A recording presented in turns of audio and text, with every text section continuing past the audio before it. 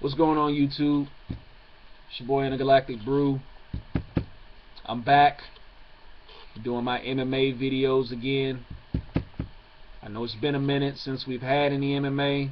You know, it's been getting real crazy the past couple of weeks, but I'm not complaining. I mean, we finally got a stable UFC card with no injuries, so we're actually going to get to see a MMA event this weekend. So I'm very thankful and appreciative for that. But it's UFC 152. Y'all already know what it is. Toronto, Ontario. You know, 10 in the East, 7 in the West. Only on pay-per-view. Y'all already know the drill. So let's get down to the fights. First fight, catchweight fight. It sucks. Charles Oliveira, quit eating so much damn junk food. Be disciplined. You know you had to cut weight. You knew you had a fight coming up, but you want to go out and you want to stuff yourself before the day of your fight, and it may come back to bite you in your skinny little ass. But anyway, Charles Oliveira, Cub Swanson should be a very breathtaking fight. Fireworks. First fight of the night on pay-per-view. Charles Oliveira, we already know what he's about. Fast-paced guy. Good jiu-jitsu, good striking.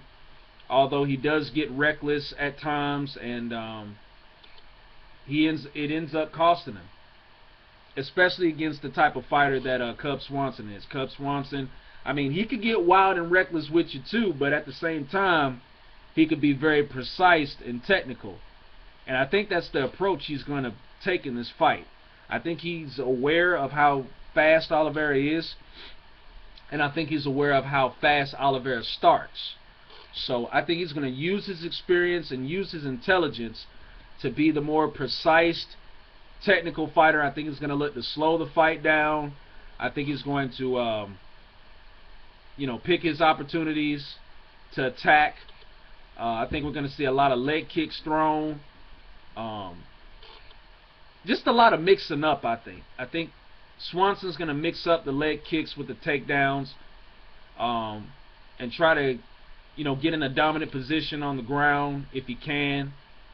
But I would suggest, if he does take Oliveira down, that he immediately pass the half guard, like with no hesitation, because Oliveira's guard is very deadly, and if you stay in his guard too long, either you're going to be triangle choked or arm barred. Pretty much it. Or even calf sliced. We saw him bring out the calf slicer. In I think it was his last fight he did that. But anyway, yeah, I think Cub Swanson definitely needs to be more technical and more precise in this fight. Like I said, just kind of mix things up, keep Charles Oliveira guessing. Maybe he can pull out some of those creative capoeira strikes that he likes to use with the cartwheel kicks and the little handstand kick he likes to use and all that. But yeah, I think if he just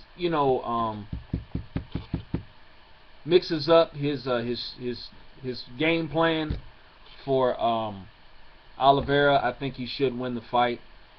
Then again, Oliveira, he's going to want to push the pace. He's going to want to throw quick leg kicks, combinations, flying knees, basically backing Swanson up against the cage. And when that happens, Swanson needs to be smart enough to circle to his right. Or is it, what is Oliveira's weak side? No, it's his left. Not his right side. It's his left, because the right side is Oliveira's strong side. So he needs to circle to the left, and he needs to get a good angle, fire that jab, and try to back Oliveira up. And if he lands that jab, he needs to follow it up with combinations and hopefully rock Oliveira to the canvas and get on top of him and finish him with punches. But then again, I don't know. Like I said, Oliveira is a very fast-paced fighter, and you know, he can basically make you throw your fight plan out the window. But you know what? I just think Swanson, with the experience that he has and the fighters that he's fought some of the best. You know, George Roop, Jose Aldo. You know, he's been in there with some of the best. So, you know, I think Cub Swanson is fully aware of what Oliveira is going to bring. And I think that's why he's going to end up winning the fight. So, I'm going to pick Cub Swanson to win this fight. I'm going to pick a TKO. I think that wild style of Oliveira is going to get him in trouble. I think he's going to try to go for like a flying knee or something while they're in the center of the cage, and I think Swanson's going to, you know, duck under it or maneuver it somehow, and I think he's going to catch Oliveira coming in, trying to throw another strike, and I think he's going to end it there. So I'm going with Cub Swanson. I'm going to say late second round TKO. But, you know, like I said, Oliveira with that fast-paced style, I mean, you never know. I mean, Oliveira could come out and he could end the fight in the first round. He could. He could just catch Swanson. He could use the strategy that Jose Aldo used. You know, just come out and surprise him, you know, and land like a flying knee and just put Swanson away. I mean, it can happen, you know, but I just think that Swanson's going to be too smart for that. And I think he's going to slow the fight down and keep Oliveira guessing. But then again, you never know. Wouldn't surprise me if Oliveira won. Next fight, Matt the Hammer Hamill making his surprising return to the UFC. He sure picked a hell of a time to come back. I would have just stayed retired if I was you. But, you know, I don't know. Maybe he feels like he actually had something to fight for. You know, who knows? But anyway, making his return to the UFC, taking on Roger Hollett. From what I hear, Hollett is a solid fighter out of Canada. He was on Bellator. I heard he won the Season 7 light heavyweight tournament. He comes from a kickboxing background, Muay Thai, I think, and he has a brown belt in Jiu-Jitsu. And he has 13 wins and 3 losses. So, he sounds pretty legit. Matt Hamill, hopefully this time around, or hopefully with that time off that he's had, I hope he's developed like a complete mixed martial arts skill set. I hope his striking has gotten a little bit more crisp and a lot more accurate, because before he was just coming out throwing these lazy, you know, awkward punches that were not effective. So yeah, hopefully he's become a more complete striker, and hopefully he's developed some jiu-jitsu skills as well. Because we know he's a great wrestler, but hopefully he's combined some jiu-jitsu along with that wrestling. But I don't know. We'll see. But as far as what's going to happen in the fight, I could see Matt Hamill trying to go to the ground early.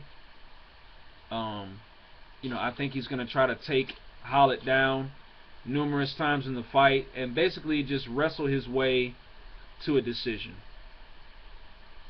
But I think with the complete skill set that Hollett has, I think this can pose some problems for Matt Hamill. I mean, everybody's picking Matt Hamill to win this fight. I beg to differ. You know, I think Hollett's gonna pull the upset here, so to speak, if you can call it that. You know, I think he's gonna pull the minor upset.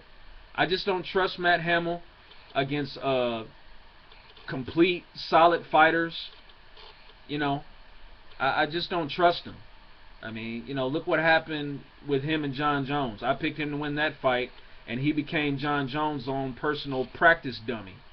You know, he was just throwing Matt Hamill around like he would those practice dummies that he does in practice.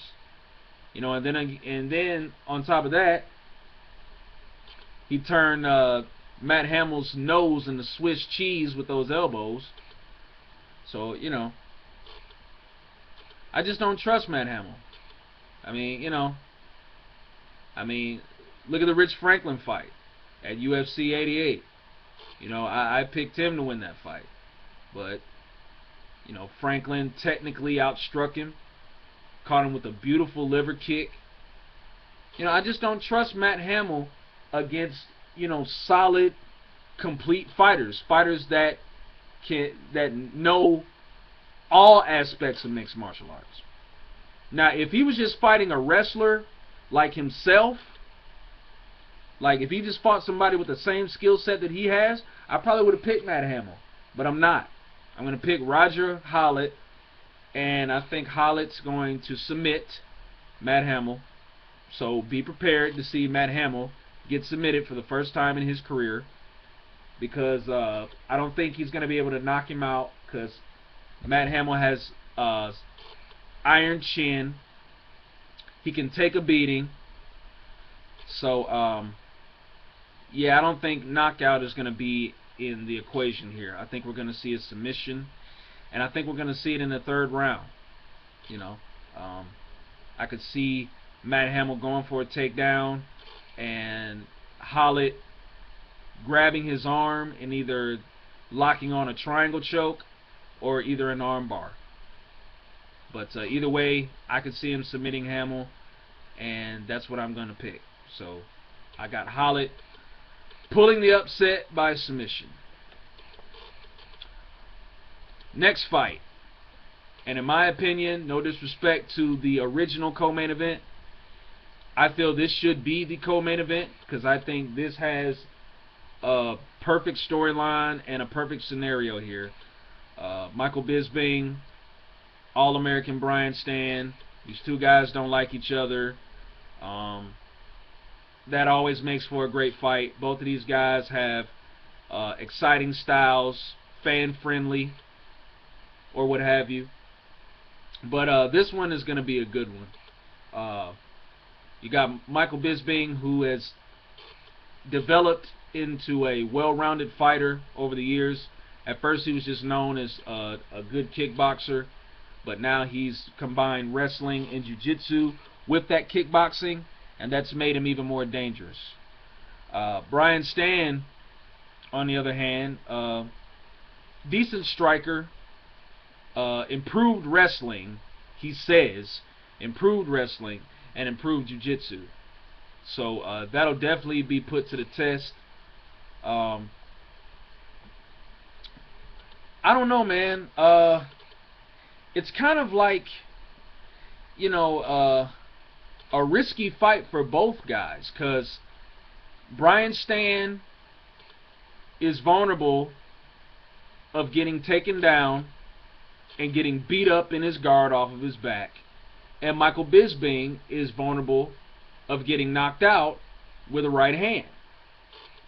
So it's really a risky fight for both guys. So I don't know. Maybe they just come out and just start swinging. I mean, maybe they just go balls to the wall and just, you know, start swinging. You know, I mean, we know Michael Bisping can brawl, but you know what? I think with Michael Bisping knowing that a title shot, or both of these guys knowing that a title shot is in their near future, I think they're going to want to come out and have a little bit more respect for each other and try to be a little bit more strategic in their approach of how they fight the fight. But I think Michael Bisping has the edge, or at least I'm going to give him the edge, because like I said, Brian Stann's wrestling, I just don't trust it right now. Hopefully he comes out and surprises me if Bisping tries to take him down, which I know he will. Hopefully Brian Stann can stuff his takedowns and keep the fight standing. Now that's interesting. If Stan can keep this fight standing, he has a chance. Because like I said, if Michael Bisping gets caught with that right hand, and Brian Stan has powerful punching. I mean, if you can knock out Chris Lieben, who in my opinion has the hardest chin in the UFC or in mixed martial arts period, if you can knock that guy out with a single punch, you can knock out anybody. And that's why I'm not counting out Brian Stan. If Brian Stan can stuff Michael Bisping's takedowns and keep this fight standing, Brian Stan has a chance to knock out Bisping. Because Bisping does not have knockout power, which I think is a very huge disadvantage for him. He does not have knockout power. He has very good effectiveness in his punches. When he throws his combinations, they're very effective. They can hurt you. Almost Nate Diaz-like. They're not going to knock you out, but they're going to hurt you. So, I think that's a disadvantage because Brian Stan, has an iron chin. Or at least I think he does. I don't know. We never really seen Brian Stan's chin tested, have we? Okay, so I take that back. I don't know how Brian Stan's chin is. So maybe Bisping comes out and tests his chin, which probably might happen. But anyway, Brian Stan just needs to keep the fight standing. And I think he needs to come out first round, pressure Bisping, get in his face, and let his hands go from the start. I think he just needs to let those combinations go first round, back him up against the fence, get him in that tie clinch, land some knees. Brian Stan has very good Muay Thai knees. Very good Muay Thai knees. He needs to come out and look to establish that. If he could do that, if he could land those knees along with getting some little short uppercuts in the clinch, I think he'll knock Stan out.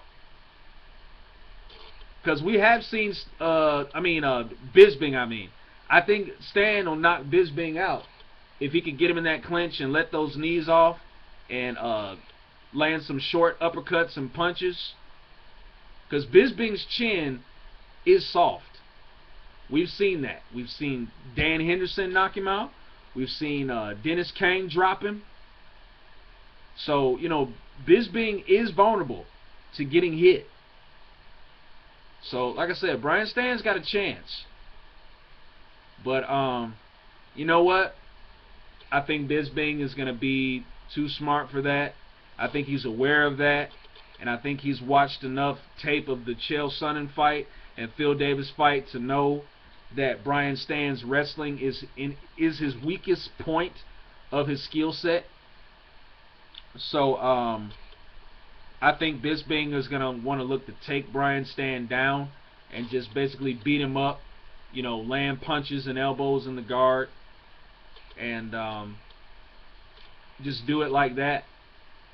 So, I think that's what's going to eventually end up happening. I think Bisping, may get caught a couple of times, in the fight. Stan will have his moments where he's nearly got Bisping beat, but Bisping will, somehow get the takedown and put Brian Stan on his back, beat him up, wear him out, and I think he'll get the decision. So I'm going with Michael Bisping by decision. But like I say, Stan's got a chance if the fight stays standing. Okay, going on. History, baby. UFC making history once again. First ever flyweight title fight. And two damn good flyweights in this fight. Joseph Benavidez, Demetrius Mighty Mouse Johnson. What can I say, man? You're probably going to need an oxygen tank because these guys are going to take any ounce of breath that you have left away. Because this fight, if you blink for one time, the fight could be over. Because these guys are going to come out, like a house of fire. They're going to be swinging for the fences.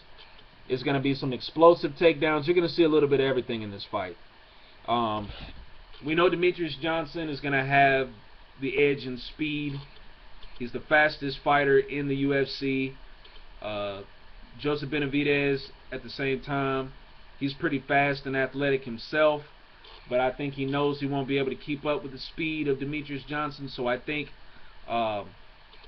Johnson is going to want to look to ground. Benavidez is going to want to look to ground Johnson, and I think the way that he does that is I think he keeps Demetrious Johnson on his side of the cage. I think he tries to cut the cage off and press him against the cage and wear Demetrious Johnson out. Put all of his weight on Johnson. Let him carry that weight, and just land short knees and dirty boxing in the clinch. And I think if he can take Demetrious Johnson down and get in the mount and just beat him up, I think he can win this fight. But that's the only way I see Joseph Benavidez winning the fight, is if he keeps Demetrious Johnson on his side of the cage and cuts it off, and just imposes his will and his size on Johnson. But then again, isn't that the same thing that we said about Kid Yamamoto and Miguel Torres? I think the only guy that could really hang with Demetrious Johnson was Dominic Cruz. Because number one, I think Cruz was a little bit faster than Johnson, and I think he was a little bit more well-rounded than Johnson was. So other than Dominic Cruz, I don't know. I mean, maybe Joseph Benavidez comes out and surprises us. Hopefully that can happen. I would love to see it happen. But yeah, when you're dealing with a guy that fast, man, he's going to be a little bit too much to handle. So I'm going to go with Demetrious Johnson by decision here. I just think that's he's going to score with the takedowns. He's going to do damage. I think he's going to land some punches standing up. I think his leg kicks are going to be a little bit too fast for Benavidez to catch or check. And I think that's going to be one of the things that slows Joseph Benavidez down. And yeah, so I think with Johnson's quickness, his wrestling, and just a little bit better striking, I think he's going to take this fight. But like I said, if Benavidez cuts the cage off, and keeps Johnson in his side of the cage, and presses him up against the cage repeatedly, and lands those short strikes, or takes Demetrious Johnson down and puts him on his back, Joseph Benavidez has a chance. But for some reason, I just don't see it happening. So Joseph Benavidez will be your new, and Demetrious Johnson, I should say, will be your new and the first ever flyweight champion of the UFC. Okay, you know what? I was going to go ahead and do this John Jones Vitor Belfort fight on this portion of the video, but I'm going to save that, and I'm going to do another video right now strictly breaking down the main event for the light heavyweight title, so y'all stay tuned.